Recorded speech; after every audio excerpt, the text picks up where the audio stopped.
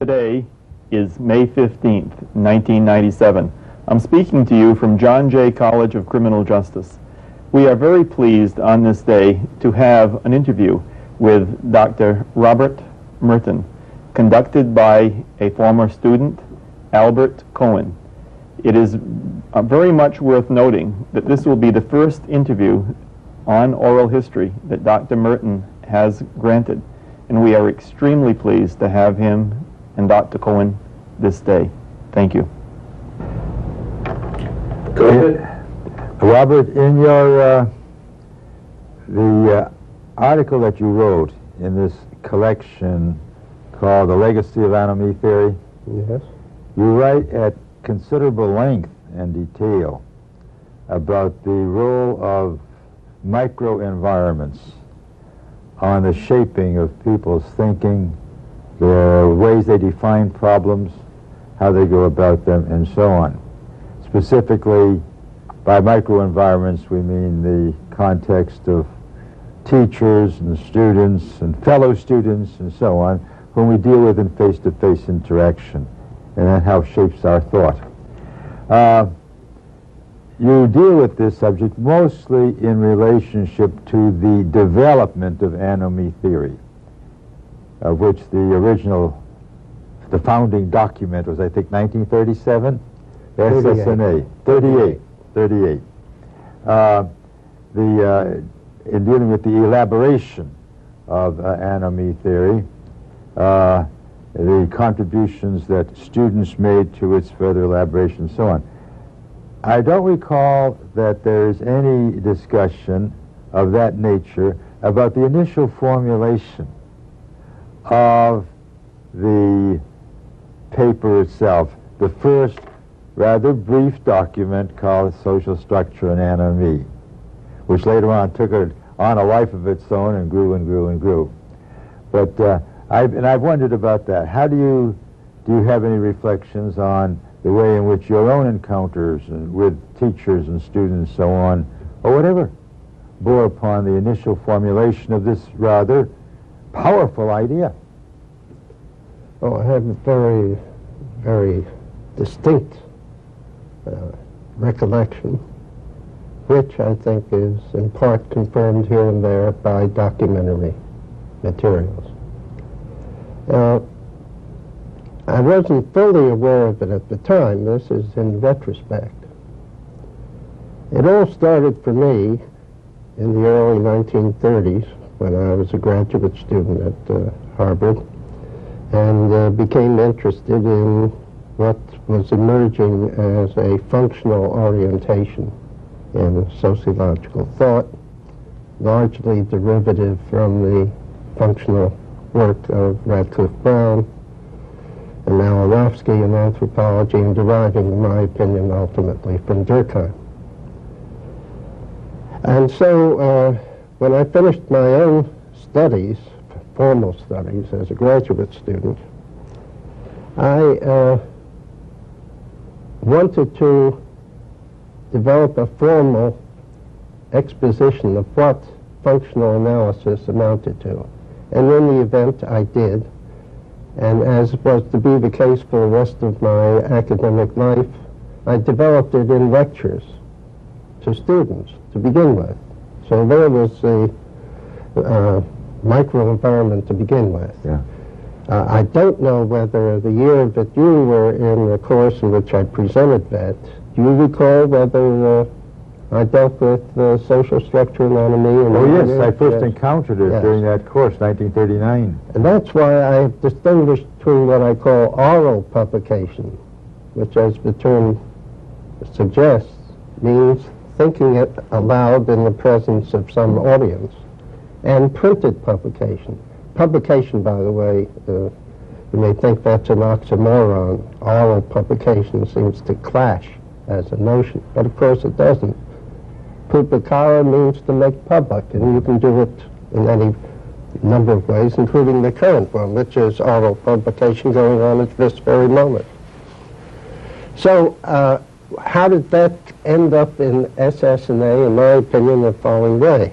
I developed something I called a paradigm of functional analysis. Now, this was a quarter century or so before Tom Kuhn's Structure of Scientific Revolutions gave a very special and powerful meaning to the notion of paradigm. I had a more limited notion, namely a formal statement of the underlying assumptions, the fundamental concepts, the problematics, and the mode in which this kind of analysis would take course. In doing that, I became powerfully impressed by the way in which functional analysis had centered on functions, on the positive consequences of structures and of actors operating within social structures. And so I turned to the correlative notion of dysfunctions, the notion I took from medicine and biology, and started to look at the dysfunctions, the negative consequences for the structure and for classes of individuals within the structure of anything that was being explored. And so it was when I presented some ideas on bureaucracy. I focused on the dysfunctions of bureaucracy, whereas Max Weber, who of course created the tradition of work in bureaucracy, had only centered on positive functions. When I came to think of social conformity, I said, but what about social deviation, deviant behavior? And again, it was on what seems to be dysfunctional, but I soon concluded that that wasn't the interesting problem, as you know. The problem was what makes for deviant behavior, and particularly for differential rates of deviant behavior among various parts of the population. So that's the most general theoretical context of how SSNA appeared in the lectures at first and then found print in 1938.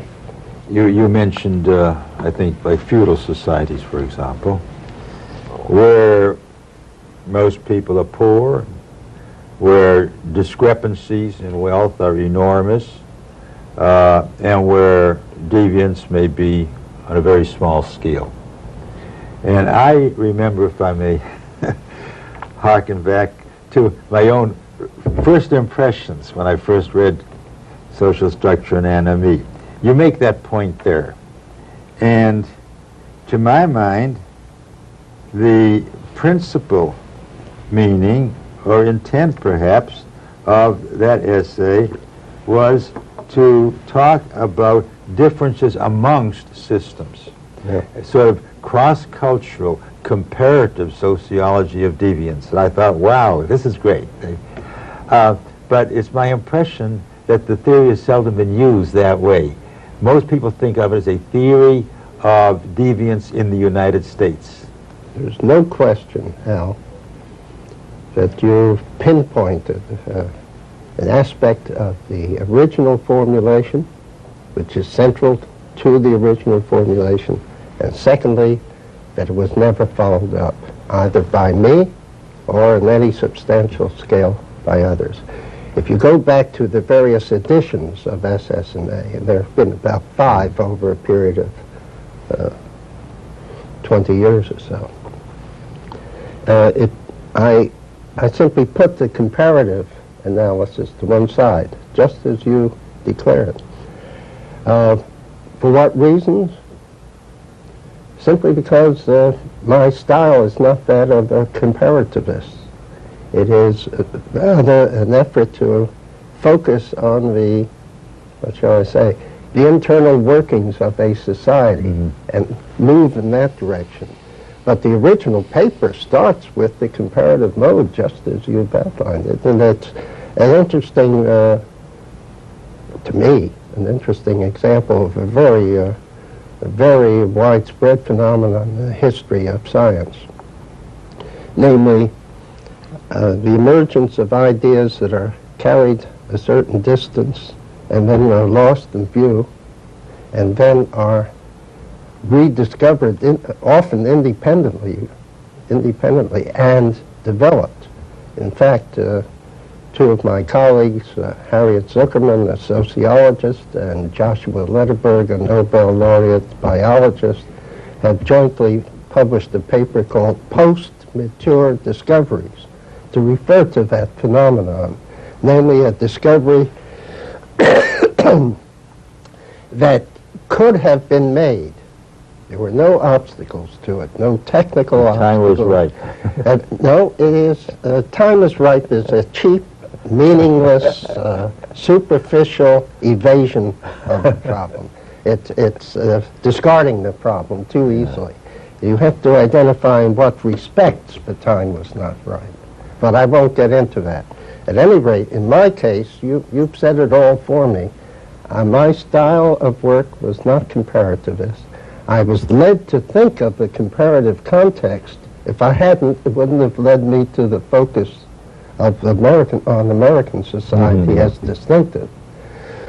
And the anomaly, the paradox, the irony was, here is the American dream that in its own way inadvertently contributes to high rates of deviant behavior when coupled with a social structure, class structure, I repeat, ethnic structure, gender structure, that makes for differential access to the opportunity structure, the changing opportunities, not only for economic success, I want to emphasize that. To my mind, SS&A deals with access to all sorts of opportunities, making friendships, entering into different social and cultural systems.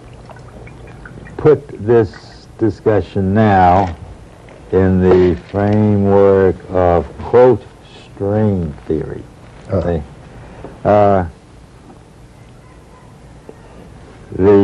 think it was Travis Hershey who first used the expression to characterize a whole class of theories. More recently,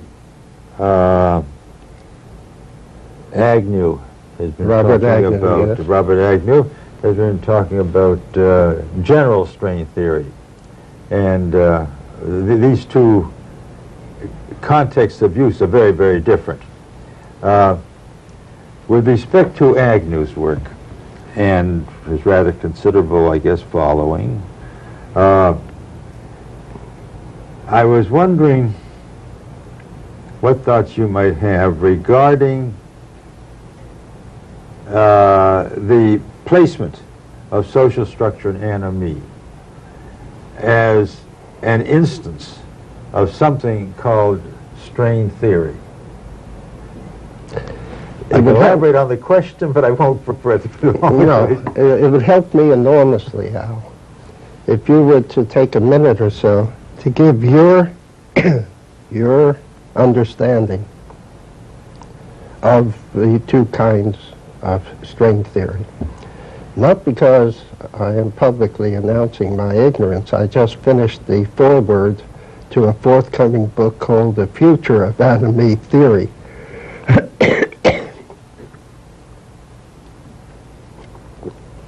Edited by Nikos Passis and Robert Agnew. In that volume, which I read with some care, there's a great deal about strain theory, just as there is in the recent volume, The Legacy of Anomie Theory. But it would, I think for our conversation, it would help me enormously if you'd give a succinct summary of what you take to be these two versions of strain theory, and then I'll try to respond. Particularly if I can... Two versions, you mean Hershey and Agnew? Or, yeah. I thought I was going to get to ask the questions today after all these years. Well, Hershey identifies a whole class of theories that purport to explain deviance as a consequence of something aberrational, something wrong, something that's gone wrong somewhere. That theories that are built on the premise that conformity is more or less natural because man is a social being. And so you explain deviance by finding psychological or other kinds of deprivations of problems and so on. And so you would be a strain theorist, I would be a strain theorist, and is in contrast to the notion that deviance comes more or less naturally to people. What has to be accounted for is conformity. Agnew, and incidentally, I have the feeling that when Hershey uses the term, there's something pejorative about it. Oh, no because question. it's clear where he stands. Eh? Well, no question. When Agnew uses the term strain theory, he accepts as social anomie theory as legitimate and powerful and deserving of high respect. But he said there are at the center of anomie theory is a notion of strain, the notion attendant upon disjunction between goals and means and so on. So people feel strained, and deviance is one way of resolving the strain or dealing with it. And he said, well, there are lots of other kinds of strain that people can experience, growing out of all kinds of socially structured circumstances and otherwise, and he wants to investigate those across the board. Then anomie theory, in which strain is a function of a particular structural situation, becomes one instance amongst many. And it was really mainly to your thoughts about that that my question was directed. Well, I think I showed unaccustomed wisdom in asking you to summarize it, because I couldn't have done it with such finesse. Just a word or two about Travis Hershey.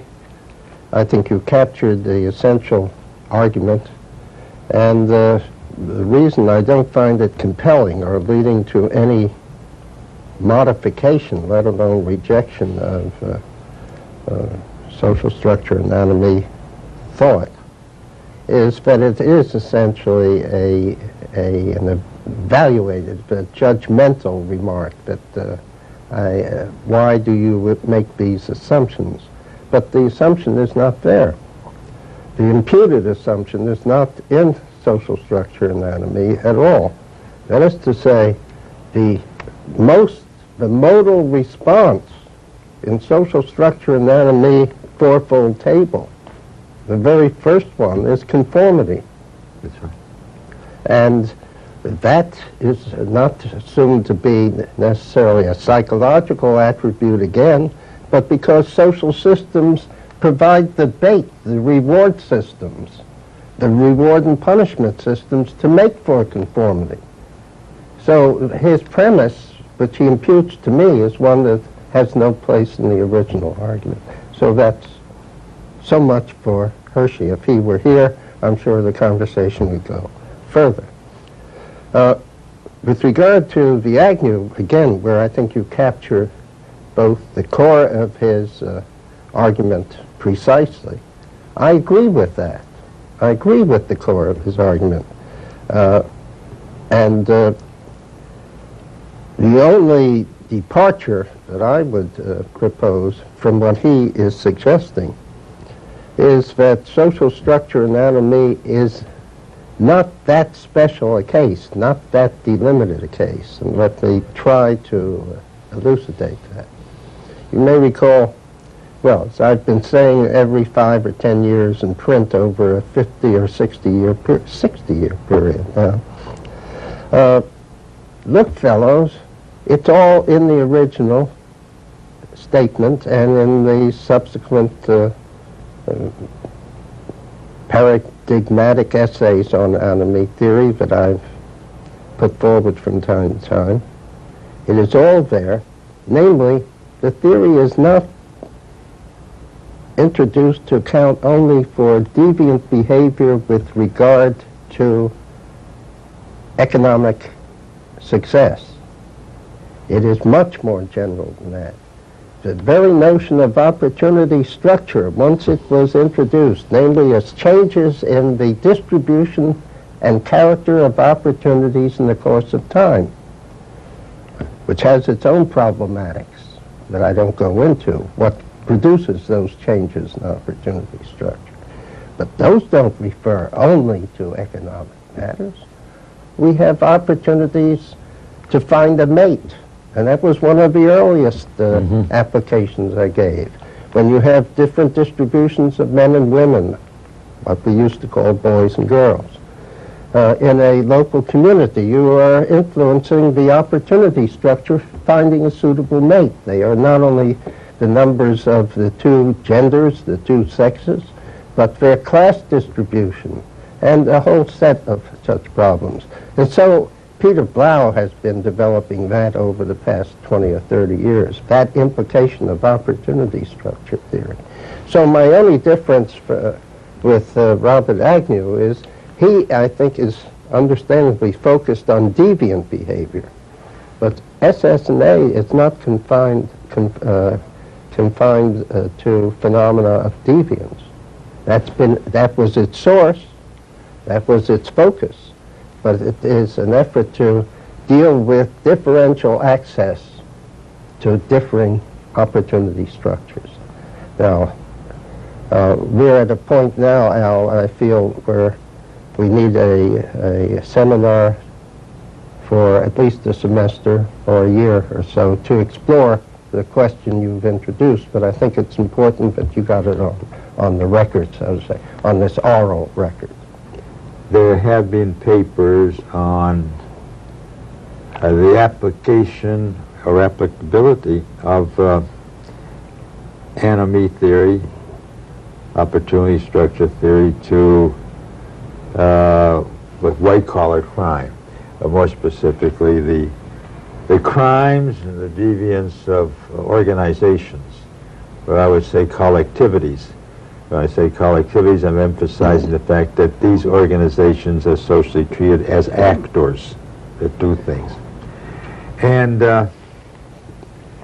this raises some questions about the fit or the relevance of a notion like opportunities, anomie, the whole thing, to explaining the behavior of organizations. And I think especially the problem of organizations, can they legitimately be treated as entities, as actors, or just a lot of people or whatever? Mm-hmm. Well, the focus there, it's a correlative, of course. It's quite recent development. There's a correlative to both anomie theory and to Sutherland's differential association theory. I say it's a correlative because, as you know, I am so delighted you were introduced as my student, because for decades I have said, well, that's been lost sight of, since most historians of social science would say that Albert K. Cohen was Sutherland's student. Well, I think we can share you. Anyway, back to that's a digression, and some of us tend to digress invariably, and I belong in that category. Sutherland really introduced a minor revolution of thought when he introduced the very term and concept of white-collar crime. And that meant that you no longer could assume that official crime statistics, for example, as gathered up by the FBI, and that's a long story we can't go into here, may give a somewhat misleading notion of the distribution of deviant behavior.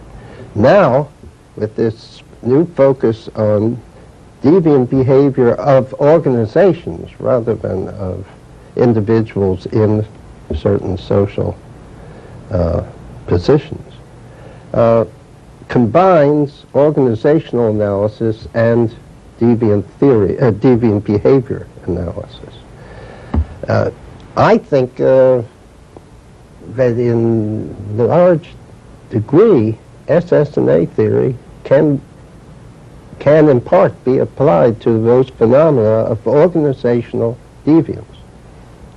If you think about the reward system of organizations, they're rewarded for growth. They are rewarded for growth as registered, let's say, in the stock price. The individuals who man the organization, in turn, are being judged within the reward system over the short run, as we know. Now, if you think about that, there's a goal definition of how have you been doing recently, which puts enormous pressure on those occupants of the positions who are, those occupants of positions in organizations that are responsible or judged responsible for the outcome. So you do have, so to say, a collective concern with getting on with it, and some fraction of the response to that will lead to the kinds of organizational misbehavior that has now become so familiar. I don't think that it is simply historically contingent, as I've just indicated, because some of those same pressures probably existed earlier. But you can see how there is a formal resemblance between the shape of such analysis, the shape of such organizational analysis, and the structure of enemy theory.